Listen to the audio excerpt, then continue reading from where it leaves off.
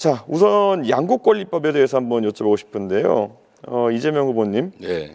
양국관리법을 개정하자는 이야기가 있었고 거기에 대해 거부권이 행사되었습니다. 집권하시면 다시 추진하실 것인지 궁금하고요.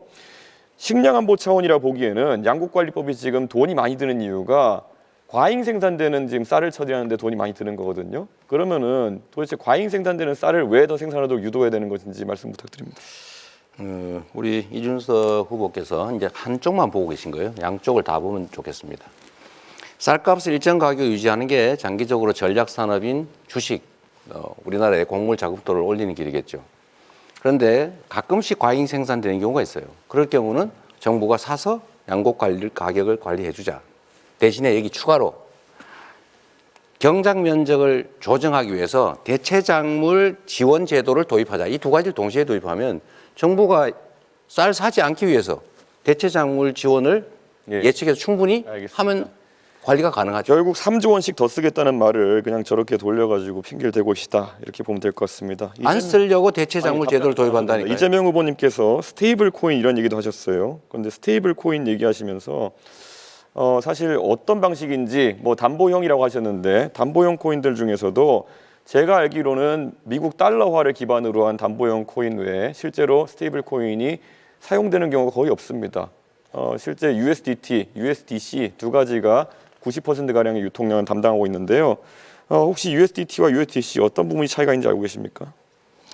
첫째로 곡물 쌀값 관리에 3조 원이 아니, USDT, 든다. USDC 질문입니다. 잠깐만 계세요. 저 대답은 토론입니다. 우리가 자율적으로 하는 것이죠. 그거는 무조건 토론입니다. 예. 그렇더라도 답을 들어보고 가세요. 얘기하고 다음에 할 거니까. 시간 낭비하시려고 하는 자, 거죠. 3조 원을 쓴다는 얘기는 사실이 아니다. 그렇게 단정해서 그렇게 남의 정책을 호도하지 않으면 좋겠다는 것이고요. 두 번째로 원화 기반의 코인을 만든다라고 하는 것은 담보를 그 액수만큼 넣어놓고 거기에 맞게 코인을 발행하기 허용을 하겠다 이겁니다. 그러면은 안정성이 있죠. 왜 그래서 결국에는 지급 준비를 얼마로 하겠다는지 이런 것들을 여쭤볼 수 있겠는데요. 1대1로 한다고요. 1대1이면 그게 동작 가능한지 궁금하고요. 자, USDT, USDC 차이는 USDC 같은 경우에는 주체가 계좌 동결 등을 할 수 있기 때문에 훨씬 관리가 엄격합니다. 그런데 이번에 민주당이 추진하는 스테이블 코인 같은 경우에는 이런 자금의 불법적 유통이나 이런 것을 막기 위해서 어떤 장치를 할 것인지 이런 것도 궁금하고요.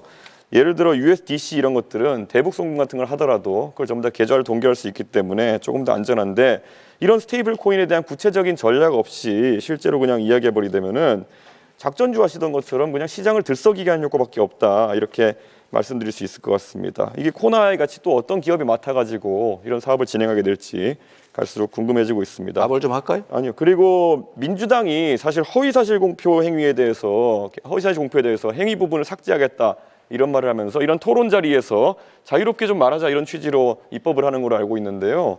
오늘 당장 아까 자랑스럽게 뭐 김용태 의원 얘기를 하시는데 김용태 의원이 이재명 후보 말씀하신 내용에 대해서는 부연해서 얘기하는데 그걸 왜곡이라 하시면서 바로 고발해 버리시는 취지는 뭡니까? 공직선거법 나는 고발하면 안 되고 김용태는 해도 된다 이런 겁니까? 이것도 역시 하나만 알고 계셔서 그런 거예요. 낙선목적 뭐 이런 거 하시려는 거죠? 우리가 얘기하는 것은 자신의 당선을 위해서 행위에 대해서 뭐 종교, 경력, 학력 이런 건 다 놔두고 과거에 있었던 어떤 행위에 대한 발언이 잘못되면 그걸 처벌하는 거 이거는 전 세계 찾기 어려운 제도다. 이렇게 악용이 되지 않습니까? 그러니까 낙선 목적으로 타인에 대해서 허위 사실을 막 공표하는 건 처벌해야죠. 자기가 어떤 일 옛날에 어떤 일 친구하고 어떤 일이 있었는데 이런 얘기가 처벌하면 되겠습니까? 예. 그렇게 악용하면 안 된다 그 얘기예요.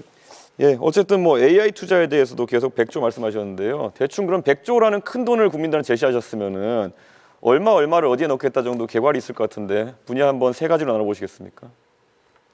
세 가지로 나눌 이유는 없는 것 같고요. 나눠서 얘기해 일단은 주시죠. 내 얘기를 들어보십시오.